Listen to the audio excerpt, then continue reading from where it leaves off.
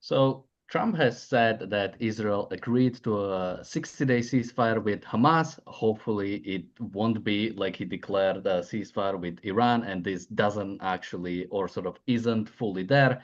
But also, if there is a ceasefire, there are a lot of questions about it, since at the same time, there are also talks that new countries could be joining Abraham Accords, specifically Lebanon, Syria, and Saudi Arabia, which could also mean a lot, depending on where it goes.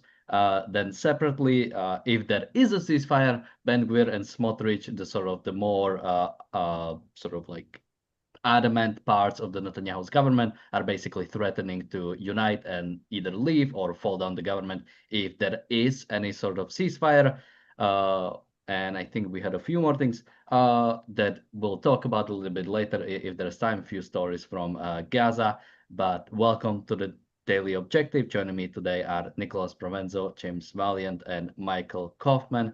I'll go to you, Michael, first, since uh, have you still not been able to get back to Israel? No, I managed to get a different flight to Rome on Delta from Boston, and then I took an El Al flight. It was the pretty much the only one of the few European cities I could get a flight out. I mean, this is right after the Iranian ceasefire was declared. Space opened up, but not for me. I mean, I was literally about to get on the plane twice to come back to Israel. Once when the Iran war started. And once when the U.S. bombed bombed Iran, and we were literally 20 yards from the plane, but boarding. 30 people had already gotten on, and the airspace to Israel was closed. But I managed to get on a few days later through Rome. Yeah, so now when it comes to this ceasefire, because there is a question, we also, yesterday we had a special episode of the Daily Objective live from Boston on stage. People can still check it out. And so we talked about the Iranian thing, and the fact was that, or at least the fact from the start, it seemed to be that Israel was never looking for actual regime change. So pretty much when Trump forced the ceasefire, or at least very adamantly pushed Israel towards ceasefire, on some level, it seemed like Israel was happy to go for it since it didn't really seem like they wanted to do more.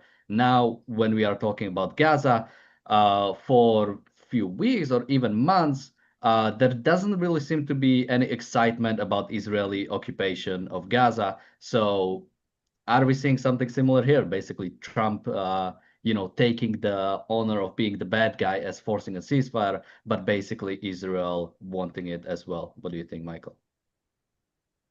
Yeah, I mean, Netanyahu put out a pretty strong statement today that there will be no more Hamastan, as he likes to call it. Hamas will go away. We will get the hostages back. Who knows if this is a real ceasefire or not? I mean, it's, Hamas is examining it. And it is ridiculous. They're getting the absolute crap beat out of them. And frankly, only someone who's really convoluted in their thinking could even agree with a group that's getting the crap beat out of it that they would be allowed to even think about it. They should have an unconditional surrender, which would have been the way things were done around World War II and the like. But we don't do that anymore. We leave these people in power. I don't think there's any interest in Israel. And as you had intimated, I sit on both sides. I was meant to be in Boston, frankly. I was scheduled to be back on the 2nd, but it was supposed to be two separate trips. It became one very long trip. But I think Netanyahu, I mean, we can't leave Hamas in there. It's just a matter of time before there'll be another attack again, and everybody knows it. Yeah, I mean, to go to you, Nicholas, if this ceasefire doesn't, okay, somebody's knocking on my door, so I have to say, but Nicholas, go on. So there is a Yeah, yeah, yeah, ceasefire. yeah, Yeah, yeah. thank you. Well, I mean, what are the choices here?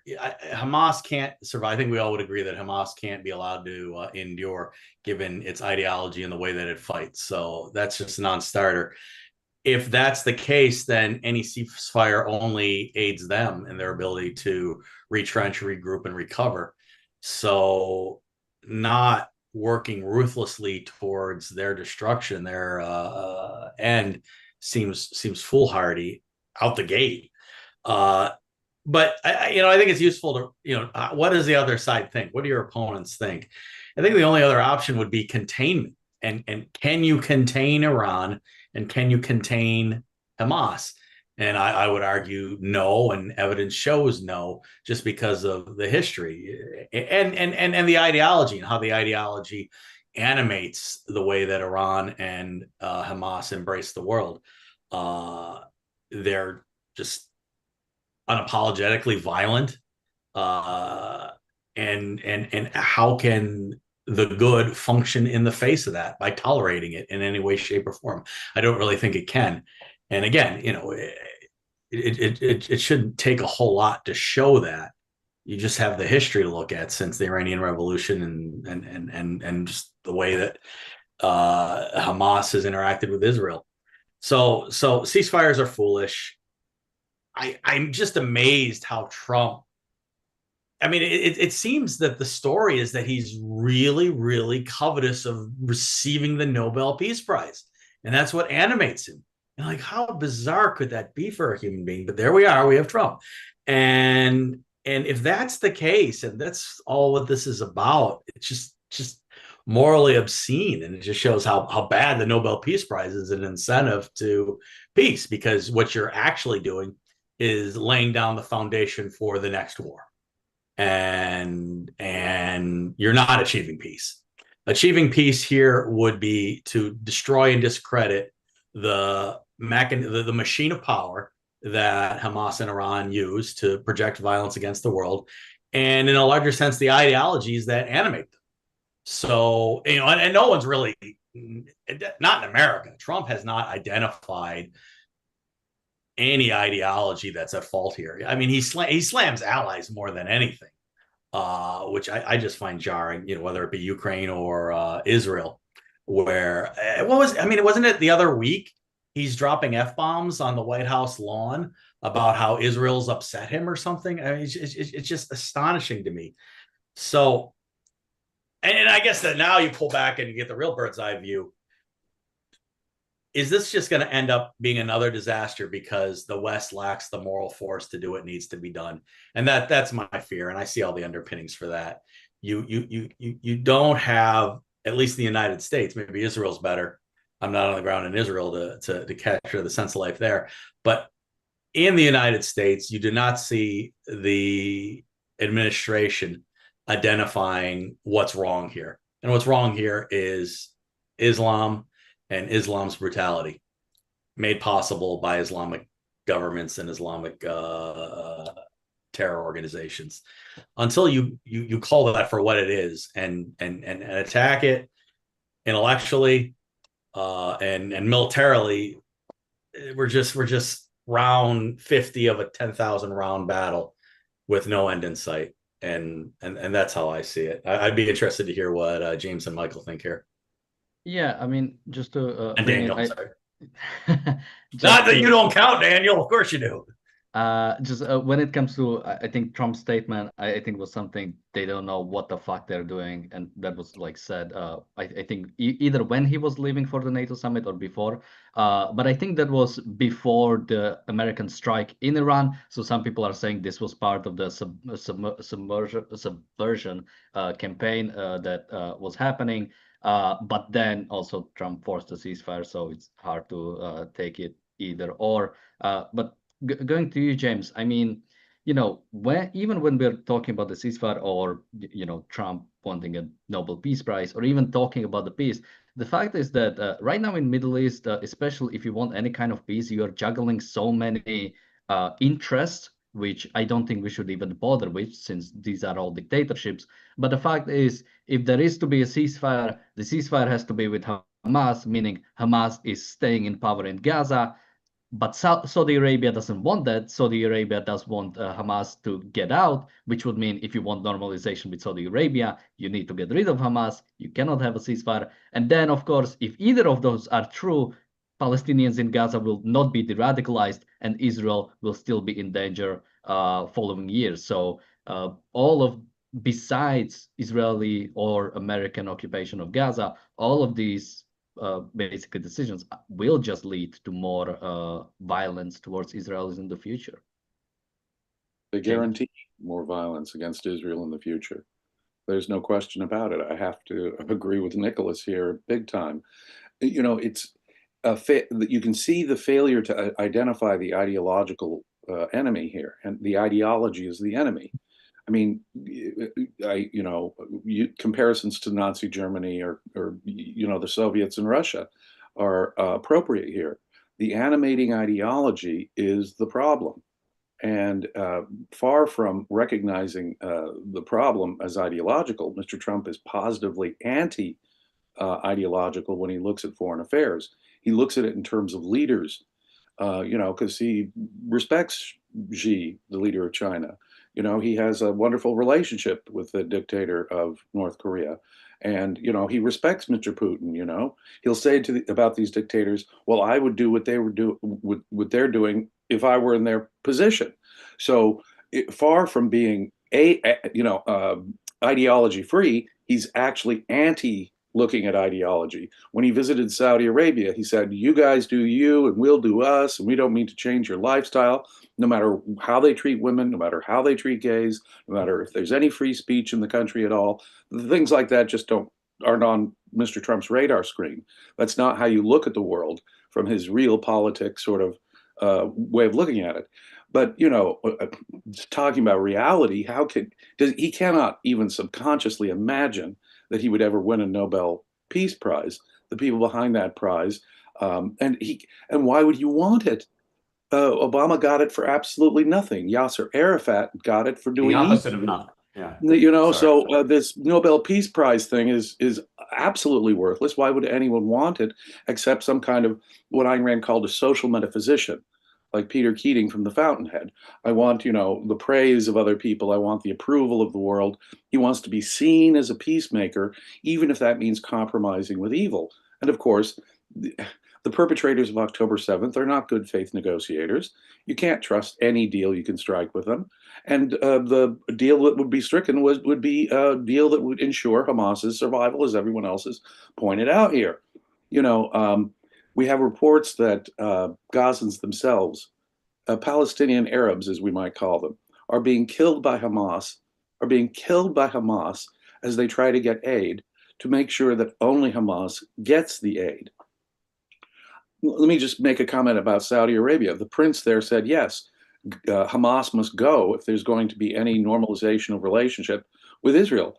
I'm not a big fan. As you point out, these are dictatorships. Yeah, and sorry, just to quickly, what Hamas needs to go means is Palestinian Authority is going back into Gaza.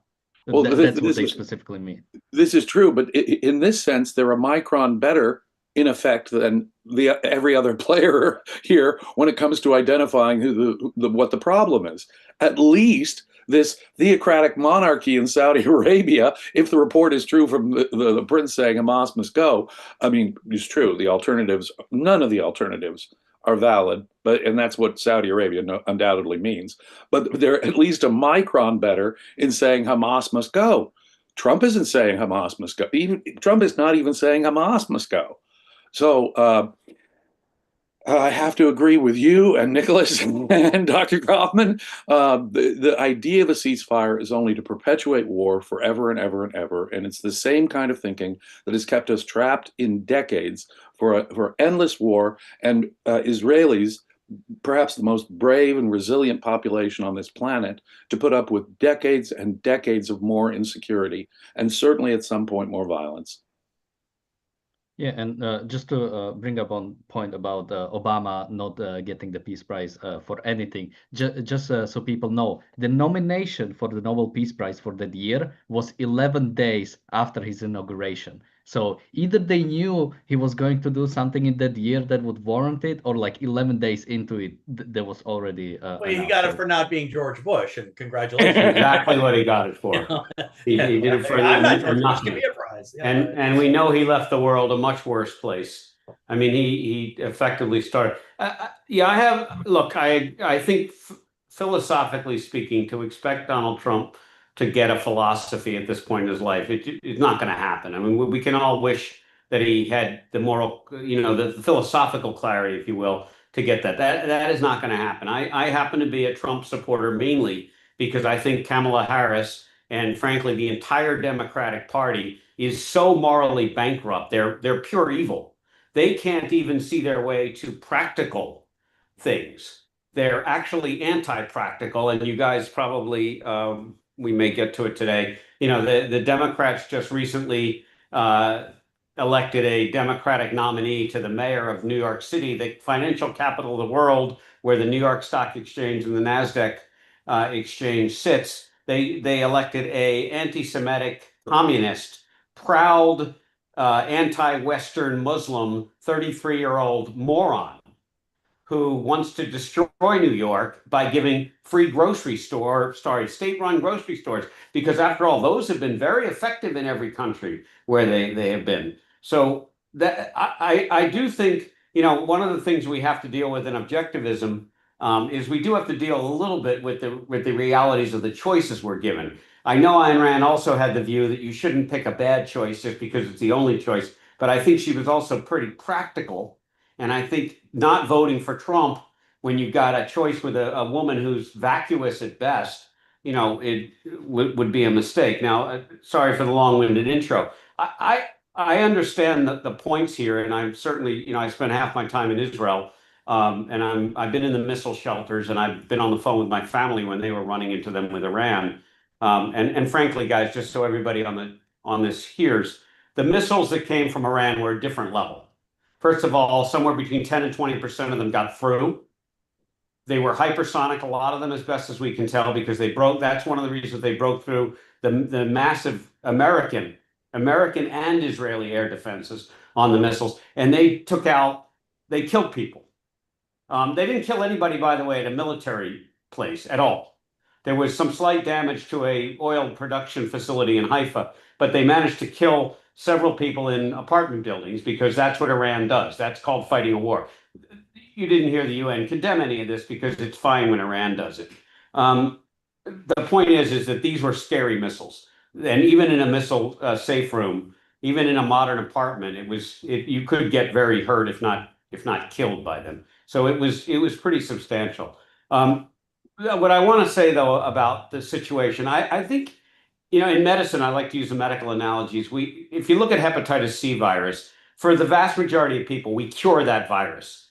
It used to be a very chronic virus that we could control and contain, but we now have 3 or 4 drugs together, or even 2, that together can cure 90 to 98% of people. Cured, done. HIV, which has been around, quote, longer, unquote, meaning it was named around the same time.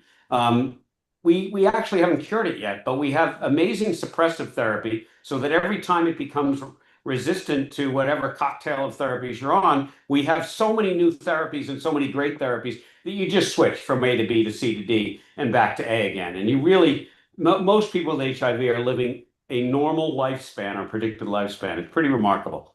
And I think Israel has at least so far done that kind of suppressive therapy with Hezbollah in southern Lebanon.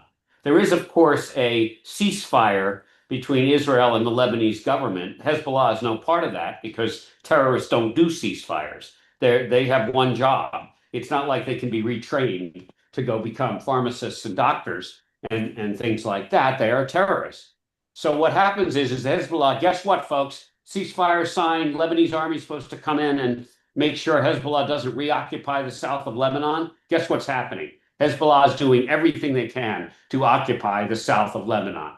Now, Macron won't tell you that, and he'll blame Israel every time Israel sends a drone in there and kills 3 or 4 or 5 of these idiots.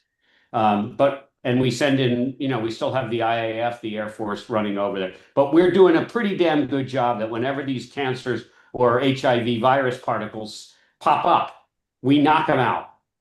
And until we do that for a long time, and frankly, this may be an ongoing problem. It may be just something that until we can get some education in the Middle East and change people to a Western value system, or at least a value system where life is more important than death, I don't know that we're going to replace these terrible governments with people that are willing to take a shot. And I don't know if the world has the stomach to do what we did in Germany and Japan after World War II, to implement a Western philosophy and insist, but you got to back it up with military power. So I do think, regardless of what happens with Hamas, I do think there is the energy in Israel to annihilate Hamas one way or the other. They absolutely want to get the hostages back. This is an ongoing schism in Israeli society. It's a big problem.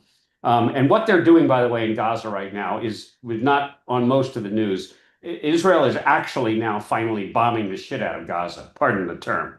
But they are finally fighting most of that war to obliterate it, and not to sort of contain it or pretend that they're doing something. And of course, the quote humanitarian aid is being handled as best as possible by an outside firm, not the amazingly anti-Semitic United Nations and so on. I think pragmatically speaking, I don't like Trump's rhetoric at all. I think it's philosophically narrow. I'm sorry, vacuum. It's a vacuum. There is no philosophy there. I do believe he's pragmatic about it, and I think that's one of the reasons he ended the Iranian thing. But he said at least that he intends to fully go back in there militarily again, and so will Israel when they start up their crap again, and they will start it up because that's what they do. Yeah, I mean, it's sort of like an interesting question when you don't, when there's simply it like, so we talked about, for example, the Iranian war, and the fact is the American people simply do not want a war with Iran. That's just a fact. Like there is simply not a support. So how do you go with something when a war with Iran was needed the day the Ayatollahs came into power, right? Yeah, But Jan, if I could just jump in, I'm not so sure. I don't think the Americans want another Afghanistan or another Iraq. Yeah, I think that's what's meant, like boots on the ground. And that's what we see as war here. I think Americans absolutely, any thinking American, a taxpayer, for example, believes that sending in B-2 bombers and blowing the crap out of them and their nuclear sites, which, despite what Iran says, are being used for military purposes, is a good way to fight a war. And we should get in there, blow the heck out of them, and leave, and let them deal with the problems later. And when the cancer pops up again, you knock it down. Sorry. Yeah, absolutely. But that is sort of like my question. I guess I'll go to you, Nicholas.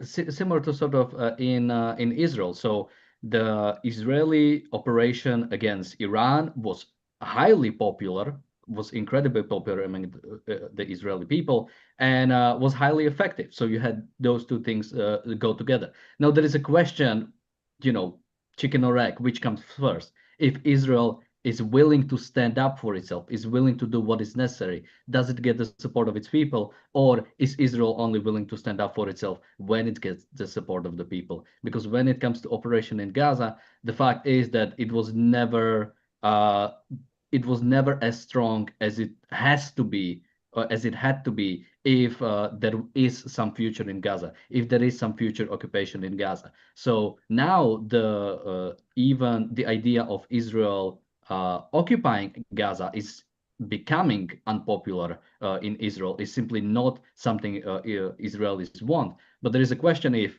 Israel fought the war properly, would there be actual support? Would there be a support from the population, basically saying, okay, we are actually doing it, instead of doing this half-ass, basically fighting a war? So yeah, Nicholas, what are your thoughts about what do you do when there is the right thing to do, but there is not the support of the population? Well, I think your explanation here shows that the Israelis at least support denuclearizing, if that's the right word, Iran, which is wonderful. That makes sense. That's a limited goal that it seems that there's a lot of support for. I think there's similar support for that in the United States. The question, and I bet you James, I guess I can mention one thing, because I believe, when it comes to war with Iran, it's like 20%. But when it comes to should nuclear acquire nuclear weapons, I think it jumps to like 80% of Americans do not think that should. So there's support for limited operations, limited scope operations that would prevent Iran from developing a nuclear weapon. Because I think most people can intuit that Iran having a nuclear weapon probably isn't going to lead to stability. Although there's an argument that once you have a nuclear weapon, that does impose a certain discipline, because you realize it's not a very good first strike weapon, and you don't want to initiate its use. Whether or not a religiously motivated and religiously blinded person could come to that conclusion is an open question. And I'm not so sure of the answer myself. But I was thinking, I think this is going to go right up James's alley. Really, the question is what we're talking about at root is the rise and fall of religions. Because what do we want? We want to eliminate the persuasiveness of this religious ideology that engenders so much violence.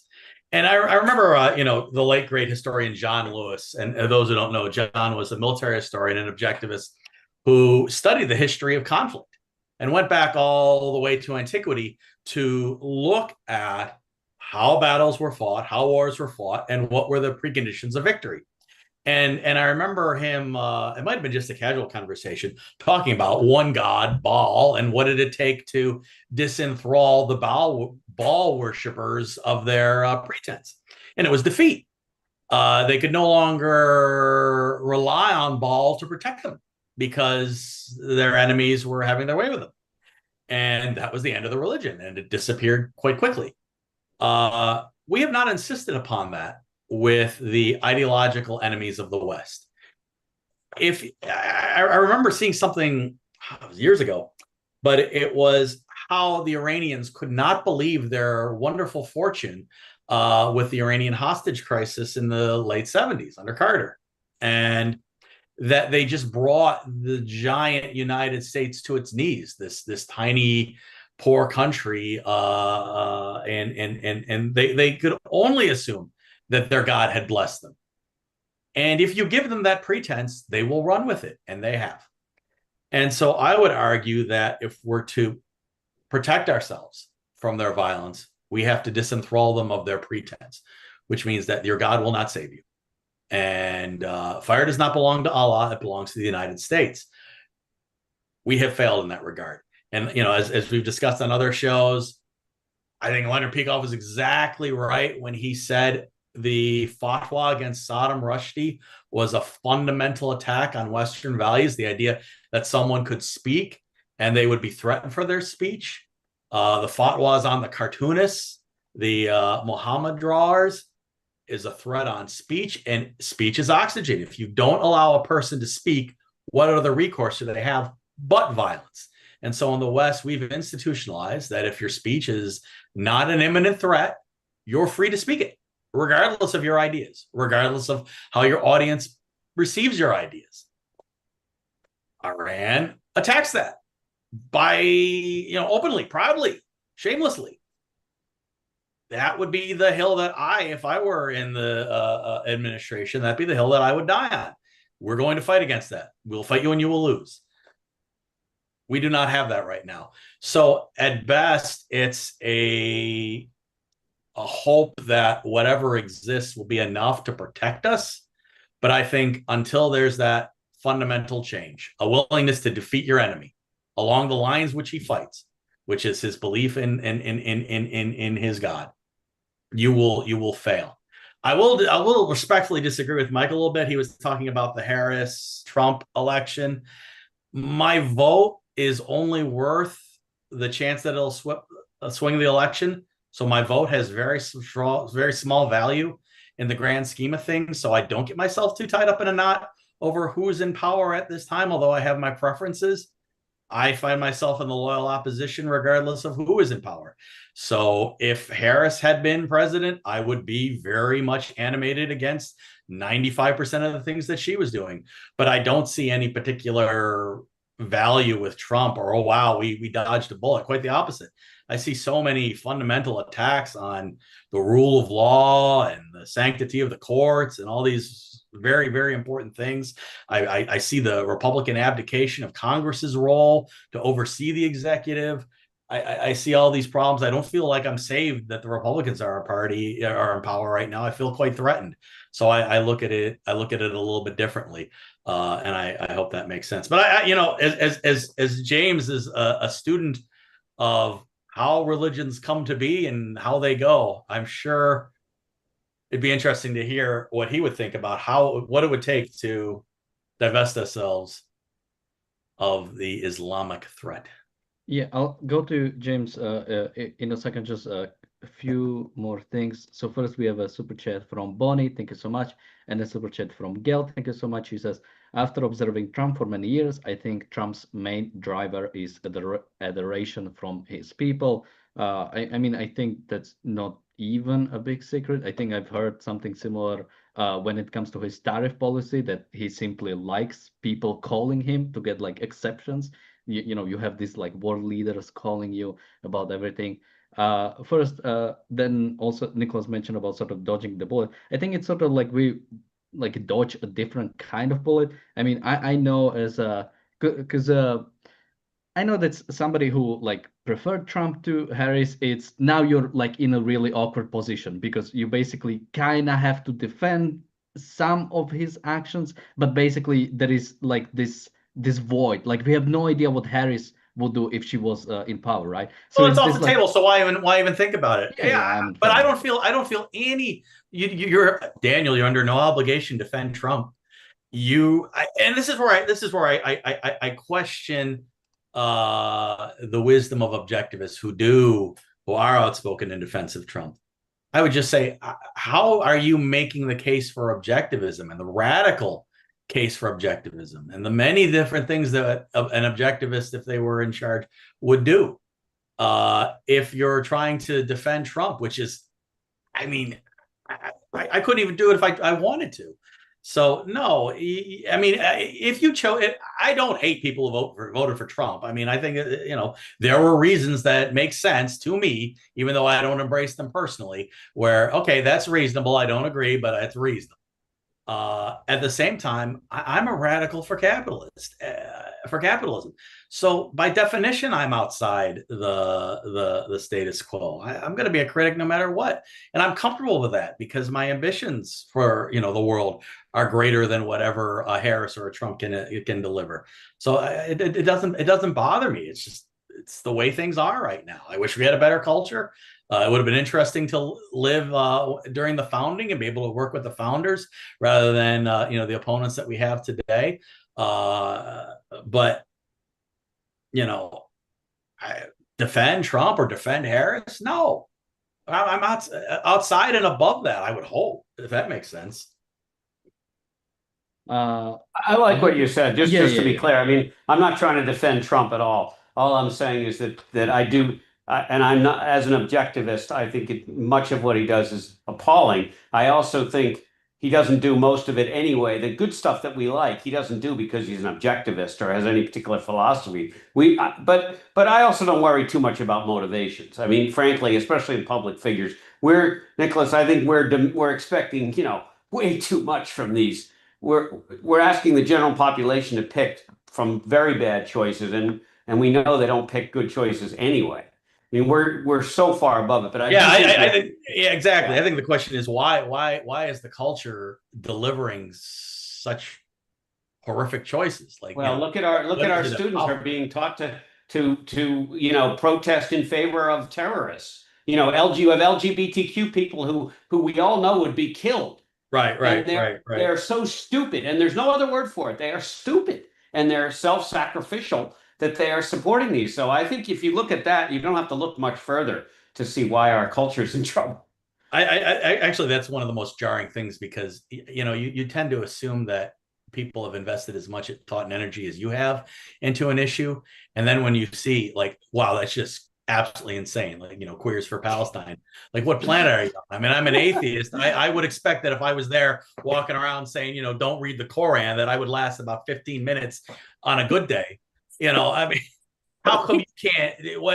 I don't get it. And you see it all the time, and it's disturbing. So, yeah, I there is something that I think that the way religious freedom and respect for, and religious tolerance in the West has developed, and I'm thinking of specifically America. These things that we consider religion to kind of be like off, like you don't want to attack someone if you're in a conversation, like at a dinner party, and I'm Catholic and you're Catholic and I'm Nick the objectivist or something like that. We don't butt up against each other. It's like, all right, you believe what you believe, I believe what I believe, and we go our separate ways.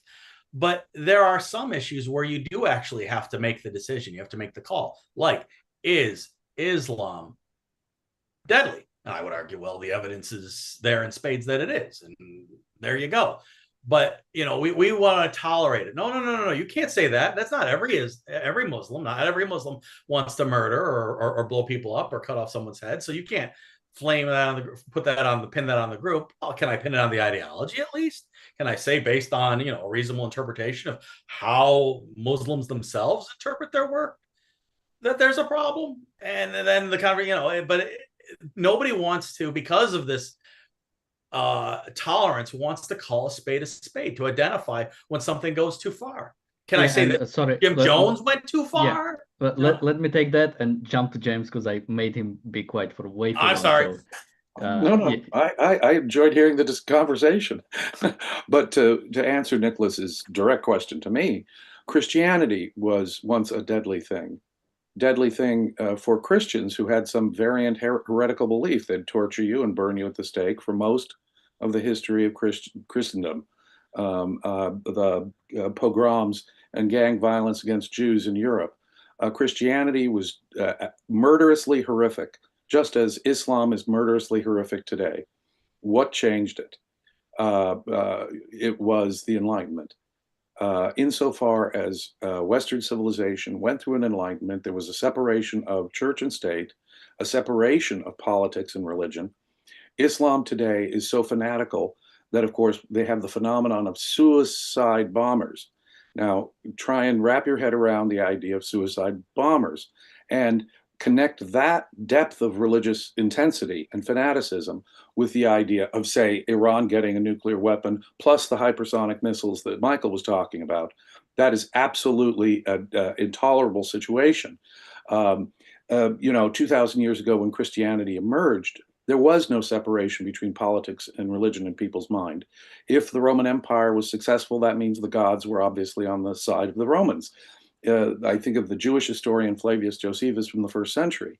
The Jewish defeat in the Jewish war caused him to believe that God had gone over to the Roman side, and so heck, I'm going to go over to the Roman side against the Jewish zealots. And today, I think that's a similar kind of logic might apply to Islam. In fact, Islam is even more animated by the belief that Allah speaks through the world. And so if we could deliver a good, solid defeat to Iran, if we would have the moral clarity of delivering a good, solid defeat to a country like Iran, and they would be defeated, that would cause many Muslims to have the need to question whether or not Allah is truly on their side. No, let's give them a good demonstration that if there's an Allah, he's on the side of Western civilization. And of course, it's reason that gives us the capacity to deliver that message. It's not religion. It is because of our commitment to reason that we actually have the scientific and technological capacity to deliver to Iran such a blow that they would have to reconsider whether or not they're actually doing the will of Allah. Why would Allah be rewarding, our decadent civilization and punishing them? They either have done something wrong or Allah's moved over to our side, you see. And so the same kind of logic that applied to Josephus, the Jewish historian in the 1st century, would, I think, kick in the psychology of these religious fanatics. Maybe God's gone over to the other side. Or maybe, the way that Jewish people during the Babylonian captivity, more than 2,500 years ago, looked at it was, okay, God isn't rewarding the Babylonians when Jerusalem gets sacked and the first temple destroyed. We have compromised with idolatry. We've done something wrong. So whatever choice you pick, if you're fanatically religious and you think God really does control everything, then deliver them a decisive blow, and they will have to reconsider whether or not Allah is on their side or punishing them for doing things wrong, or perhaps Allah's even gone over to the side of Western civilization, because those would be the options on the table, you see. So to answer your question, the difference between, say, Christians and Jews in Europe and America and Islam today is the enlightenment they went through, the separation between politics and religion. That was one of the great accomplishments of the Enlightenment. The First Amendment to the United States Constitution puts it so beautifully when we talk about no establishment of religion at all. No religion. You don't get to pick. This country is not founded on a moral, for its moral legitimacy on some particular religion's perspective on things, but rather on nature and human nature and basic human individual rights. And so if the idea, this is why it's so critical, if the idea of freedom of religion, no established religion, a secular government, freedom of speech, if the ideas behind the First Amendment, which were an expression of the best ideas of Western civilization during the Enlightenment, if that idea could ever penetrate into the Islamic culture, the entire game would change. And I think that can only begin by delivering Islam, and Iran in particular, a decisive blow to give them something to think about when it comes to whether Allah is punishing them or whether Allah has gone over to the side of Western civilization. Does that make sense? It makes absolute sense. I think, one of the interesting things from John Lewis's research was just him bringing to light how the United States insisted that in occupying Japan, that religion and state be separated, that the emperor would not be considered to be a divine king, that you could have your religion, but it had no impact in politics. And I think that the United States did not insist upon that in its adventures in Iraq and Afghanistan have had horrific consequence. And that's because we had a president at the time who was religious himself and just could not see a problem with religion. The fact that, the Twin Towers are still smoldering, the Pentagon's still burning, and he's coming out, well, no, Islam's a religion of peace. To do with Islam. Yeah. And again, who was advising him? Because he's not like Bush wasn't a deep thinker. Where's he getting this from? Right. And I think Western minds have been corrupted by the experience of Vietnam, corrupted by the experience of Iraq and 20 plus years in Afghanistan, to think that war means senseless, altruistic, giving up lives for no particular purpose other than the thought that we're helping these other guys doing it. So when Americans and Israelis even think about war, and in this context, Israelis think about an occupation, boots on the ground, permanent being there in Gaza, that kind of experience with war affects the way they think about it. But I think they are able to distinguish between, say, blasting them with bombers from airplanes and missiles, Tomahawk missiles coming in from a U.S. Aircraft carrier, I think is very different. And I think that both Israel and the United States, the populations are very much in favor of blowing to smithereens everything we can. And in this regard, I think Trump should, he says, when he says, things can't get any better, Hamas better accept this deal, things can only get worse for them.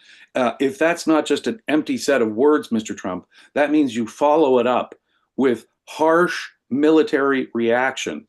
And it's got to be that way. If even in his own pragmatic mind, he's got to be able to realize that these people he shouldn't even think that they're good faith bargaining partners right now. But should they hesitate? Should they not accept a deal? Should they ever renege on a deal, which they will eventually do because they're not good faith bargaining partners? He needs to really make his deterrence, his words have any meaning. He needs to really follow up with, how does he put it? There will be hell to pay. As he said one point, I will blow Iran to smithereens at another point. You've got to give reality to those words, or deterrence means nothing, even from your pragmatic perspective, Mr. Trump. So please follow up your language with action the minute you see them hesitating on these negotiations or backing or away from the negotiations or violating some deal you make, because that too, I think, is inevitable because these people are religious fanatics. Yeah, no, I wouldn't worry, James. I think Witkoff said that he realized that his negotiating partners were not actually acting in good faith. So now he knows, and now he can actually go and deal with them. Yeah, I'm not sure. Look, I've been very disappointed with Witkoff. I don't know that he's much better. I think he's better than Blinken, which really doesn't take much.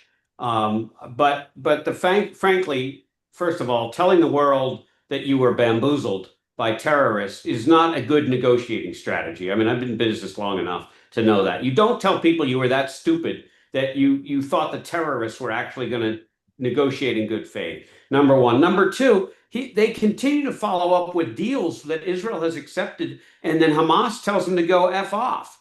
And it happens over and over again. And meanwhile, Israel is finally, like I said, bombing the crap out of Gaza and taking out more and more tunnels. I mean, the tunnel system boggles the mind. We don't hear about it much in the West. You really have to read the local papers to hear about this. And Witkoff is still dicking around with a 60-day. Now we're talking about a 60-day ceasefire to do what? To allow them to rearm and regroup and do. Iran is already trying to rebuild some of the nuclear plants. We see the satellite images. I mean, come on, folks. James is 1,000% right, and I agree with Nicholas as well. The only thing these people understand is death and destruction over and over again. It's the same thing as treating HIV. When the virus pops up, you smash it. You don't sit there and say, "Oh, that's too bad." You crush it. And that's the only thing that works with these people. And that's the end of it. And unfortunately, I think Witkoff has been and continues to have kind of a Western perspective of life is precious. If life were precious, these people wouldn't live as terrorists. Like you said, they wouldn't be suicide bombers. I think the question is really what is good faith Sorry, look Nicholas, like here? I have to go through a few things, so because we have to start wrapping up a bit. I'll go to you in a sec, but first, we have a super chat from Jonathan. Thank you so much. Super chat from PC. Thank you so much. He says Trump's proposal was accepted by Israel, rejected by Hamas. Yeah, we mentioned that. And we have one more super chat from PC. Thank you so much. He says, James, sorry, gods are not real, made up in the past times to explain nature before science. I don't think James is advocating for existence of supernatural beings, but James, what are you doing? My God. No, I've been an atheist since I was around 12 years old. So Yeah. You beat me. and, I was my 20s. I was a late bloomer. and we have one more super chat from Jonathan. Thank you so much. He says, great panel. Well, since we're talking about atheism, I don't think I ever believed, I never could grasp the idea of supernatural. So I was pretty much Lucky always bastard. atheist. But yeah, so a few more things. So one, I think one of the sort of most disappointing parts about 12-Day War is the fact that Khamenei is still alive. Now, I think the defense minister of Israel has recently talked about this, and he said that apparently there never was a chance where they could actually take him out. Basically, there never was like a possibility, that there never was like a situation where they knew where he is and could strike, or they knew like general where he is and could strike. So apparently he was off the game pretty much the whole time. So if that's true, that's very unfortunate, because I think that would play the biggest part when it comes to sort of taking down the pack, the religion, especially since he is considered both the spiritual leader as well as the sort of I guess temporal leader of Iran. And one more thing that when we talked about fatwa, is the fact that you don't even have to wait for them to put fatwa on American writers or free speech or anybody who decides to criticize Islam, because there is fatwa on American leaders. There is fatwa on Trump. They tried to kill Trump in the past. There is fatwa on many, even past. I think the former national security advisor to Trump still has fatwa on him. So yeah, what about the madman that burnt people in Colorado, or the poor Israeli embassy workers who got killed? They didn't need to be a formal fatwa on them. They are just going to kill as many Jews, as many supporters of Israel, as many supporters of Western civilization as they can lay their hands on. Trust me. Yeah, it definitely encourages randos to do their worst. And that's the insidious thing about it. I was just going to circle back to what does good faith look like here, because I think that, it's come out the term, in the discussion that we've been having. I would argue that good faith would require divorcing politics from religion and rescinding the fatwas, and that you have to have some sort of evidence that there's a split here.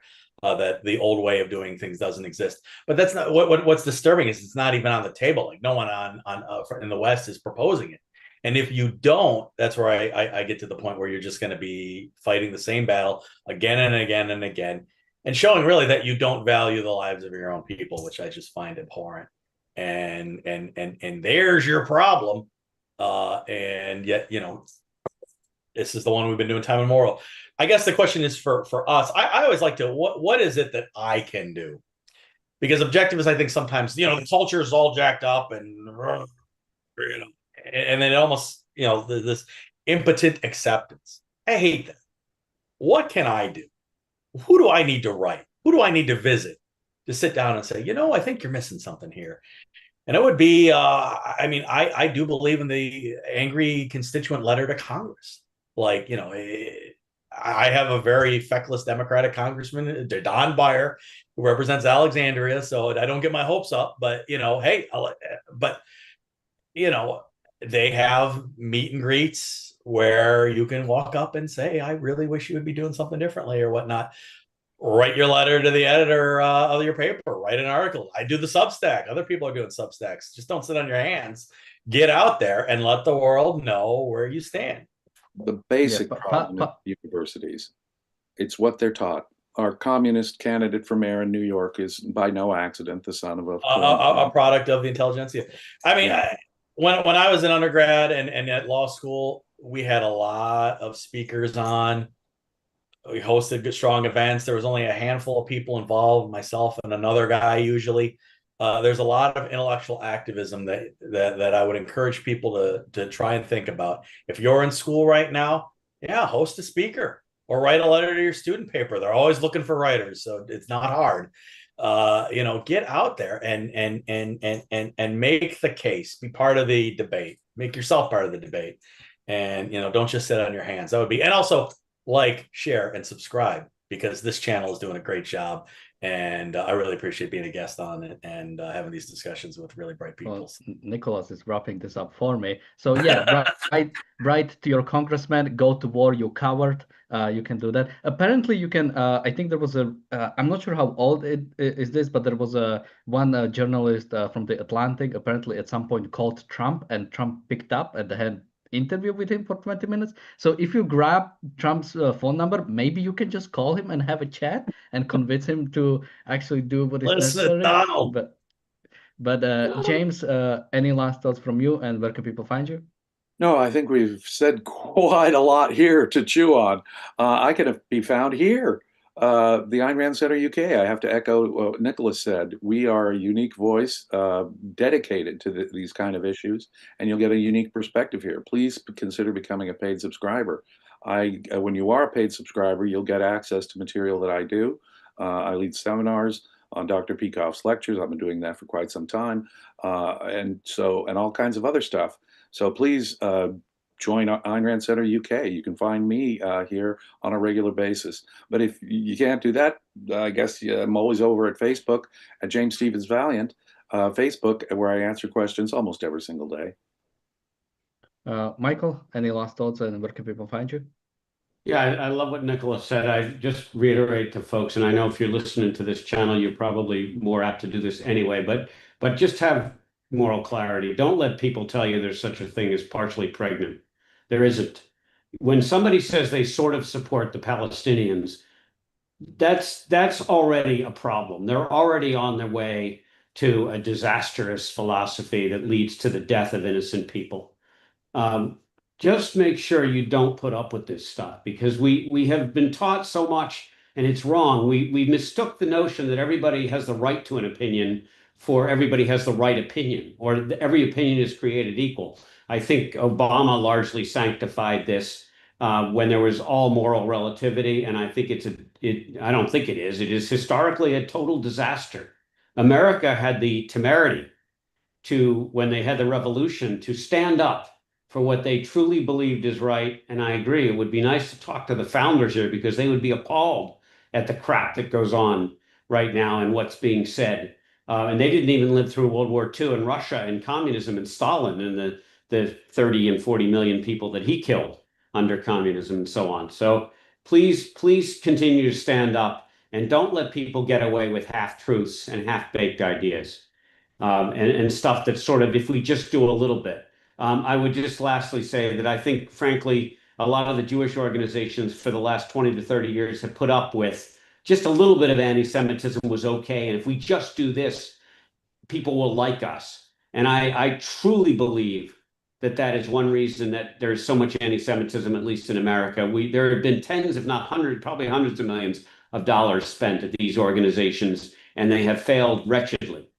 because they failed to stand up for what is right and wrong. Michael Kaufman, 2Fs at LinkedIn. And we have a super chat from Anne. Thank you so much for your support, but I won't read it. It's a question for Nicholas, but it's personal about somebody else. I don't want to talk about that today. I'm sure you can find Nicholas on Substack on Facebook, which we'll say in a minute, and contact him about it directly. But Nicholas, any last thoughts from you, and where can people find you?